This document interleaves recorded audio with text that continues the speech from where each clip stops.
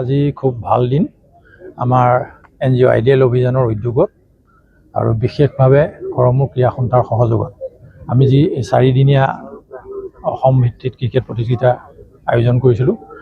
ৰাতি প্ৰায় 3 বজালৈকে খেলবিলাক হৈছিল, খুব সুন্দৰ খেল। এতিয়া লাষ্ট আমাৰ আজি ফাইনেল খেলখন দুটা টিমৰ মাজত হ'ল, এটা হ'ল আমাৰ গ্ৰীণ ভিউ আৰু PTC। গতিকে মাজুলীৰ পৰা আহিছিলে তেখেতলোক PTC। খেলখনৰ আমাৰ যিটো আমাৰ প্ৰাইজ মানি আছিলে, ফাৰ্ষ্ট প্ৰাইজটো হৈছে 1 লাখ টকা আৰু ছেকেণ্ড প্ৰাইজটো হৈছে আপোনাৰ 50,000। বাকী মেন অফ দ্য মেচৰ কাৰণে আমি এখন চাইকেল ৰাখিছোঁ আৰু মেন অফ দ্য চিজৰ কাৰণে আমি এখন চাইকেল ৰাখিছোঁ। আমি যোৱা বছৰৰ পৰা এইটো আৰম্ভ কৰিছোঁ, এইটো আমাৰ দ্বিবাৰ্ষিক হয়। অসমৰ প্ৰায় কেইবাখনো জিলাৰ পৰা 32 টিম আমাৰ ইয়াতে পাৰ্টিচিপেট কৰিছে।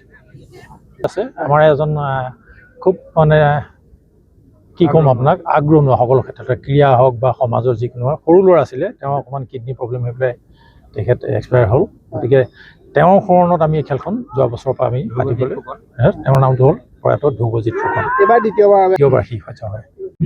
বিশেষকৈ আইডিয়েল অভিযান যি NGOটোৱে অসমৰ বিভিন্ন জেগাত ঔদ্যোগিক প্ৰশিক্ষণ প্ৰতিষ্ঠান আৰম্ভ কৰিছে আৰু তেওঁলোকৰ আণ্ডাৰত আজি প্ৰায় 8খন ঔদ্যোগিক প্ৰশিক্ষণ প্ৰতিষ্ঠান ইয়াত আহি উপস্থিত আহিছে আৰু তেখেতসকলে নিজা ঔদ্যোগিক প্ৰতিষ্ঠানত তৈয়াৰী আজি বিভিন্ন সা-সৰঞ্জাম ইয়াত তেওঁলোকে দেখুৱাইছে। বিভিন্ন প্ৰশিক্ষণ প্ৰতিষ্ঠানৰ পৰা যেনেকৈ ইয়াত আমাৰ উপযোগী কিছুমান সা-সৰঞ্জাম দেখুৱাইছে আৰু আমি আশা ৰাখিছোঁ আজি দুয়োটা দলৰ মাজত খুব সুন্দৰভাৱে এখন খেল উপভোগ কৰিম বুলি আমি ভাবিছোঁ।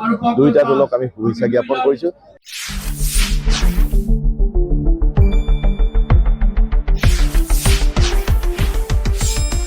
শুদ্ধ আৰু বিস্তৃত বাতৰিৰ বাবে চাই থাকক নিউজ ডেস্ক ৰিপৰ্ট।